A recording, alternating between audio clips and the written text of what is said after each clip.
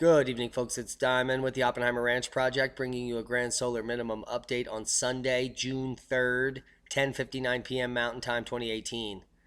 You're looking at a violent eruption today from Fuego, killing over 24 people because of the pyroclastic flow and lava.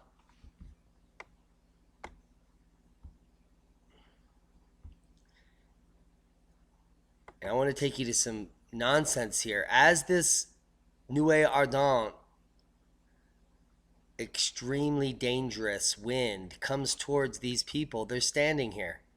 They're standing here, including the emergency manager here, who's now telling them to leave, and then he goes back to take more selfies and photos. Look at this guy filming. They're all laughing as this Nuée Ardente comes down the river, and then they laugh as they run away. I guess watching your death is hilarious. He's trying to cover his nose. I just do not get it. I wonder how many of these people made it. They're still filming. Absolutely insane.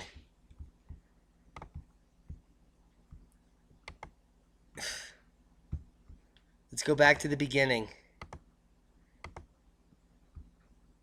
and watch it explode. And we're about to see a woman running away from this. She lives right below this. Look at that volume of volcanic debris racing down the edge of that volcano.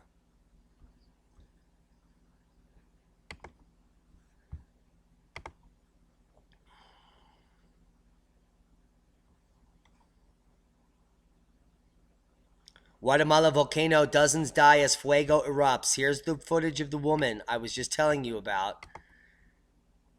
No one in her family made it. She saw the lava pouring out and she ran towards the hill. There are plenty. Are they buried? I would say so. Devastating footage coming out. Unfortunately, prayers going to those people who lost their lives. 25 people now have been killed and hundreds injured after Guatemala's Fuego volcano erupted just hours ago. The volcano, 40 kilometers southwest of capital Guatemala City, has been spewing rock, black smoke, and ash into the sky. The National Disaster Management Agency, CONRAD, said the river of lava hit the village of El Rodeo, destroying houses and burning people inside. In Guatemala City, La Aurora Airport has been closed due to ash. President Jimmy Morales said the national emergency response had been launched. We think there could be a state of devastation in at least 3 areas. The biggest since 1974. As predicted, as cosmic rays increase, violent volcanic eruptions are going to be increasing. For the next 3 years, we're going to be reporting on it. It is going to be devastating. If you live near one of these regions and you can get out, get out. Here's some more crazy footage and more selfies of this. This is burying the communities right below it. There are people below this volcano, and they are now under this ash. And here is a different vantage point from one of the idiots at the bridge, filming this coming down the dry river valley towards them. Now, how many of these people actually survived? No one knows right now. But even as it's just tens or hundreds of meters away and coming at 100 miles an hour, they stand there and film it. I have never seen a larger group of idiots in my life. Oh, let's run now. Now that it's too late. Do not do what those people are doing. You'll get links to all this. 416 fire burning near Durango is now at 2,255 acres, which is minuscule compared to the Ute fire, which we're going to cover in just a few seconds. That's what it looked like this morning. The 416 fire. And it says it explodes to 2,255 acres. Highway 550 remained open. They let people go through with police escorts from 8 a.m. to 6 p.m. today. The 416 fire sparked 10 miles north of Durango Friday is now 10% contained, is burning on the west side of 550, according to a release from the U.S. Forest Service. It's looking mighty yellow there. This fire pales in comparison to the destruction of the Ute Fire. Ute Park Fire swells to 36,000 acres. Fast-moving wildfires forced the evacuation and is 23% contained, thankfully. There is some containment.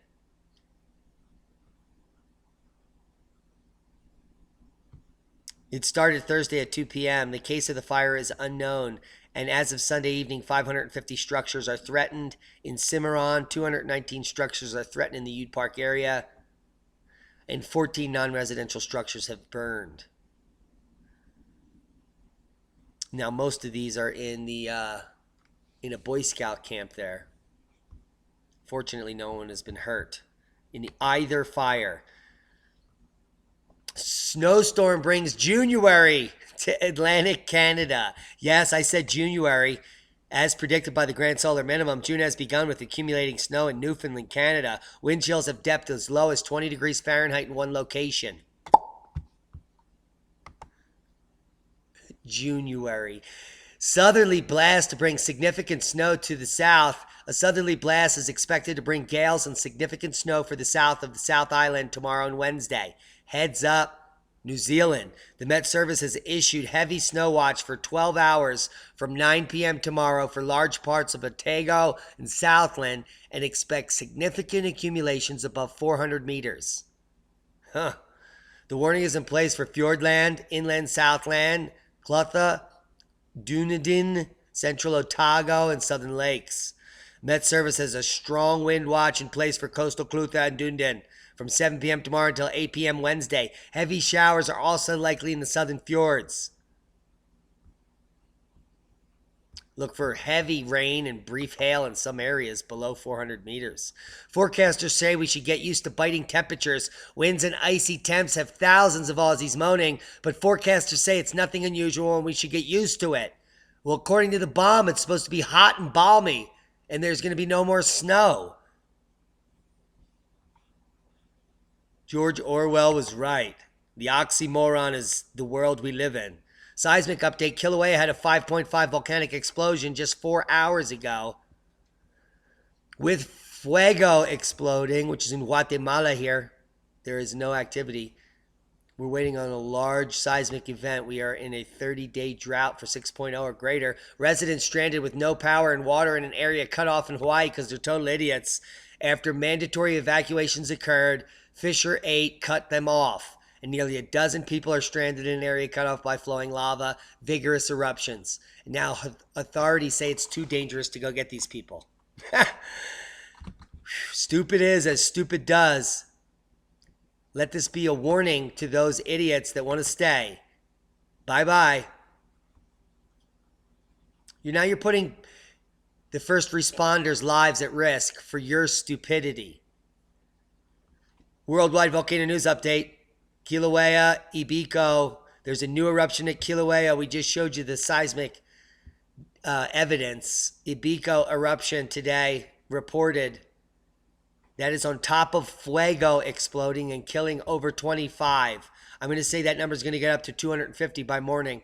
Ducono, Reventador, Sabancaya, all erupting. Intermittent emissions at Sabancaya. Fuego, we saw what happened there.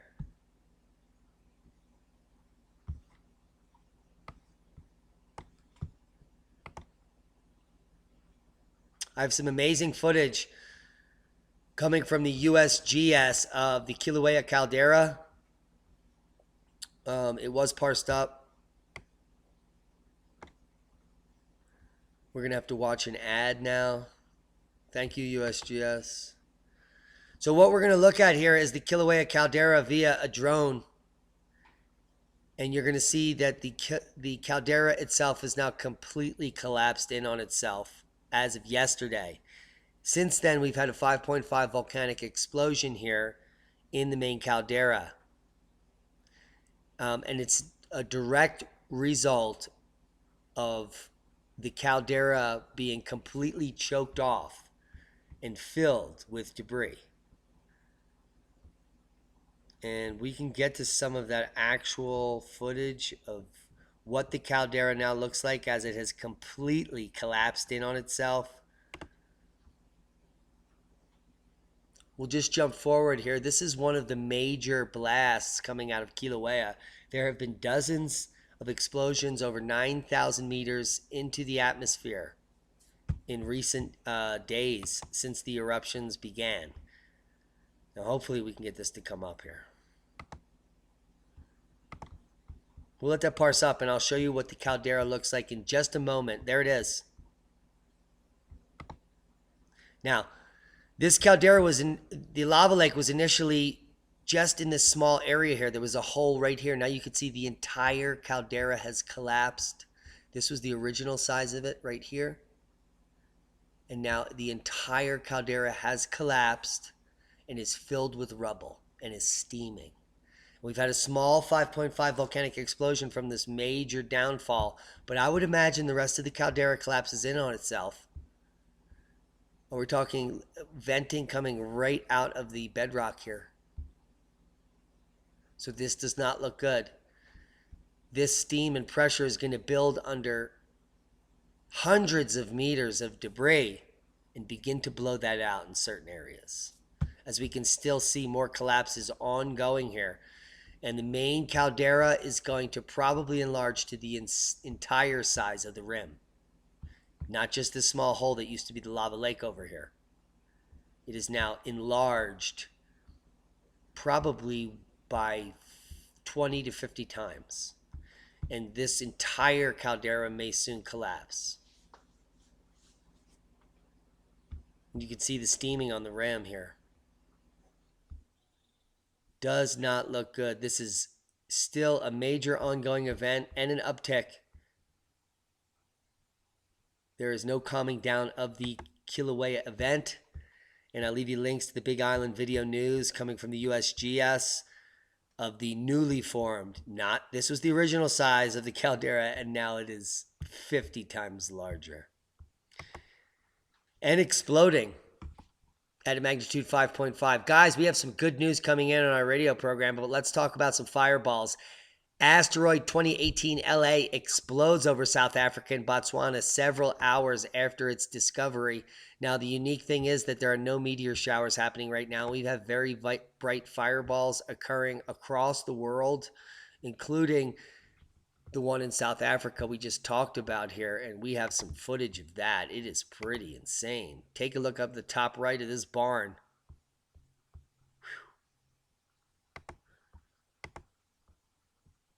One heck of a... There was a sonic boom there.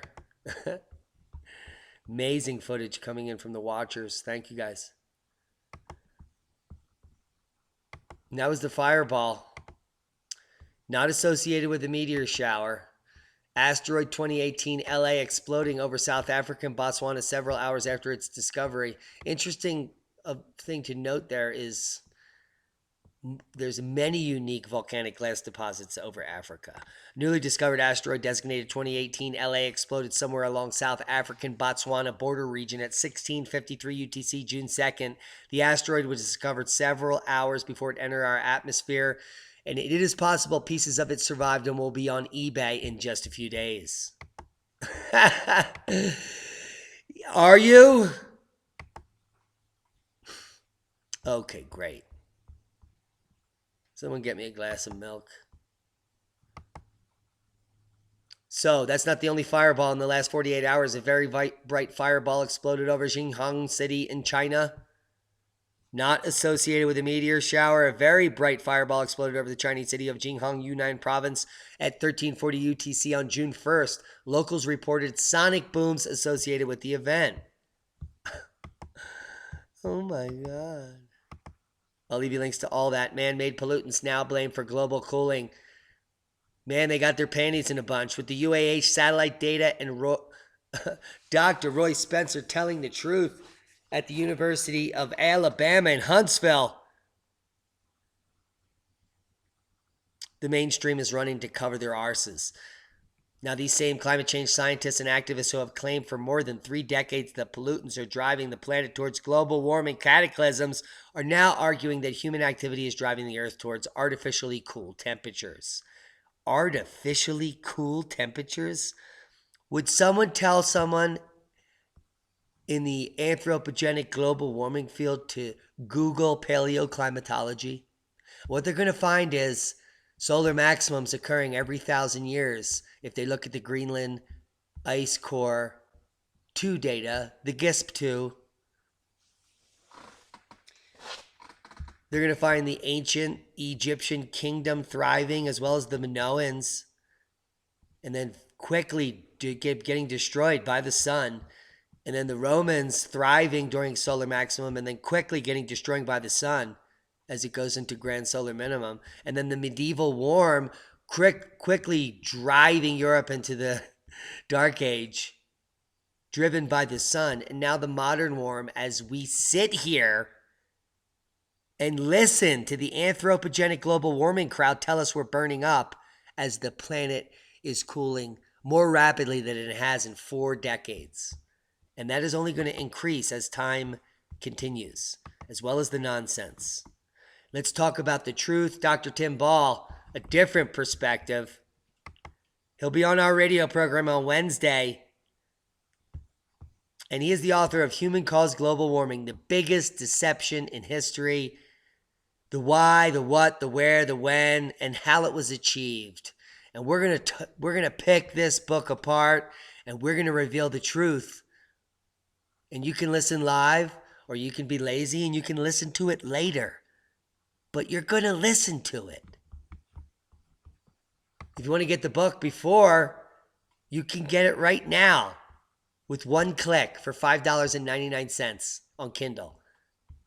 And that's a boom, a Tim Ball boom, who's going to be on our show. And he certainly is picking up what we're putting down. And he has been for his entire career because he did not cave to the masses. The book examines the claims of human-induced global warming made by the IPCC using proper journalistic and investigative techniques. Whew. Who would have thought that possible? Yes, we are. You do it by looking at the data. Here's the data for sea ice thickness for the 2nd of June, 2018. Yes, this is 24 hours ago. And what you're looking at is the Arctic ice continuing to break record after record, exceeding the 2014 levels as predicted by us here, and now entering the multi-decadal average, soon to be passing it here by the end of July. Here, as we enter July, we're going to be far exceeding the multi-decadal ice volume average because we are entering a glacial period where ice begins to build. And the data is supporting all of our predictions. You can see Arctic ice is over 12 feet thick from Russia to Canada.